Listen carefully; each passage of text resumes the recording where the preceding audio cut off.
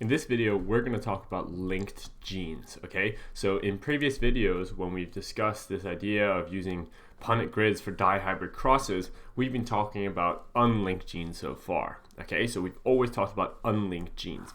But now we're going to talk about linked genes and what exactly that means and how we can draw it out on an exam.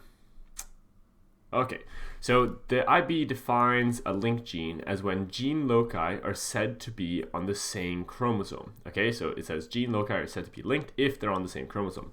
Remember, gene loci just means location, right? So the position of a gene, if you find it on a particular chromosome, that's its gene locus, okay? And so if you have two separate genes, okay, so let's imagine you had a gene that coded for eye color, right?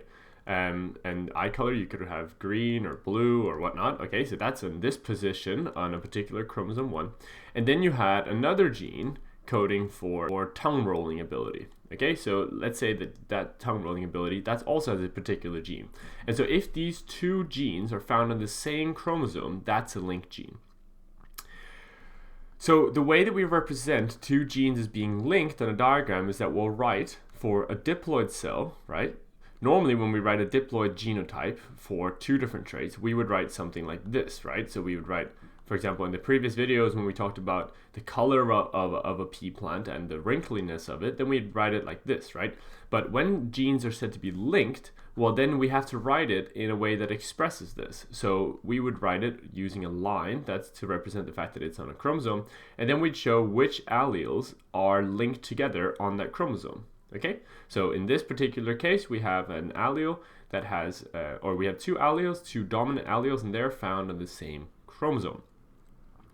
So why is this relevant? Why am I telling you about this, and why does anyone care? Well, the thing is that linked genes are not inherited in the same way as unlinked genes, okay? So in previous videos, we talked about how if you have two traits, right? Let's say that you have, okay, let's go back to our previous example that I just erased. So we have wrinkliness, so you can be wrinkly or smooth. Smooth is recessive, or you can be yellow or green. Okay, so green is recessive. Then we said that when you calculate the phenotypic ratios, you have an equal probability of producing this genotype, this genotype, this genotype, and this genotype, right? So they all have the exact same probability. But now imagine I told you that these two genes are linked in this way, so that you have big Y, big W, and then small y and small w, that they are found on the same chromosome. That depicts different information. But so why is this relevant? Well, when you have two genes that are linked, they're more likely to be inherited together, right? Because when you're doing meiosis and you're splitting chromosomes apart, either in meiosis 1 or in meiosis 2, right, where you separate those, let's just erase that for a second. So when you're doing either in anaphase 1 or anaphase 2, when you're splitting the pairs, you're not ever going to be mixing together these chromosomes. The only time that you can mix together these alleles is if crossing over happens, right? So the alleles, when they're linked together, they won't assort like unlinked genes, right? Because when you do metaphase 1, right, and you align along the equator, previously we said that when two genes are found on separate chromosomes, then depending on how they align in metaphase 1, that's going to determine how they assort, how they distribute, right? And we said that was independent because all of them had an equal probability of distributing in each way. Well, in this case, because they're on the same chromosome, they don't separate like that because they're on the same thing, right? So when you split it, both alleles are going to go in one direction. Okay, I think I'm making my point clear now. So how can we actually mix or produce new combinations of alleles? We have to do crossing over in prophase 1. Now, we already made a video about crossing over, right? It's where you exchange genetic material between non-sister chromatids.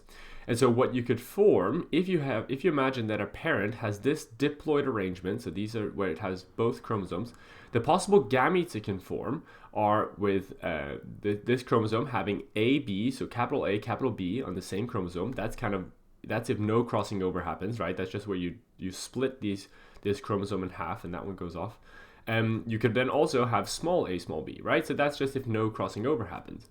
But if crossing over does happen in prophase 1 and we exchange the position of these two alleles on the separate chromosomes, well, then you can form these new combinations where you have big A and small b. And that is what we call a recombinant. So we already talked about that a little bit in the crossing over video. So the point, or the most relevant thing for the exams, is to be able to identify what is a parental gamete that has not been crossed over and what is a recombinant gamete. The point we're trying to make here is that linked genes are not inherited in the same way as unlinked genes, because you don't have this independent assortment, right? And that it depends on crossing over happening. So a typical question that the IB would ask you is based on this skill here. So the identification of recombinants in crosses involving two linked genes. So the question would be, which is the recombinant genotype when you cross these parents to produce these this F1 generation? Okay, so which of these three examples would show a recombinant genotype? So what we're looking for is a gamete that has somehow contains one chromosome that was formed by crossing over. Let's start on the right hand side. So here we have a small b and a small a, and then a small b and a small a. Okay, so what you have to consider is, well, we know that each chromosome had to come from one parent. So was one of them formed by crossing over? This first one here could have come from parent number 2. Let's give it numbers here. So that's parent 1 and that's parent 2. So parent number 2 could have provided this chromosome, and it actually didn't have to do any crossing over to do that, right? It could just split this chromosome in half in meiosis. And then the second allele, could that have been formed without crossing over? Well, yeah, because this parent 1 could just have given off that chromosome without doing any changes. So that's not a recombinant genotype, because no crossing over was done in order to produce this genotype. Well, how about the second one? Here we have big A, okay, well that could have come from down here, right, without any crossing over. And then big A, well that could also have come from crossing over. So it's also not that one, because no crossing over happened. Then we have a big B and a small b all of a sudden. Well, what this is trying to do is catch you out, because you should know that you don't switch positions of chromosomes, or you don't switch gene locus positions by moving two alleles onto the same chromosome for the same gene, right? That's just wrong, okay? So it still has to be in this particular locus, you have the B's, and here you have the A's. You can't all of a sudden move B's over here. So that's just wrong because it's the wrong notation. And so this final one we know is probably going to be the right answer, but let's have a look at why. Well, over here you have big B and a small a. Now, as you can see, there wasn't a single chromosome in any of the parents where these two alleles were combined in that way. So what must have happened is that crossing over happened either here or here to produce a genotype with a big B and a small a, right? Because then if this chromosome switches position over here, or sorry, this allele switches up here and that allele switches down here, well then you have big B, small a. And then the second chromosome, the small b, big A, could have formed also by crossing over on parent number 2, where big A allele switches position with small a allele like that, and hence producing a chromosome that has that arrangement. So that's a typical question that they'll ask you, to identify the recombinant genotype. And what you just have to remember is that the genes, they keep their locus, right? So B's stay in a place and A's stay in a place.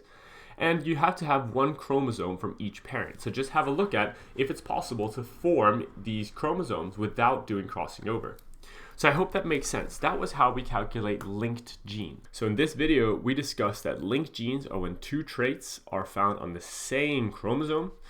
Linked genes are not inherited like unlinked genes.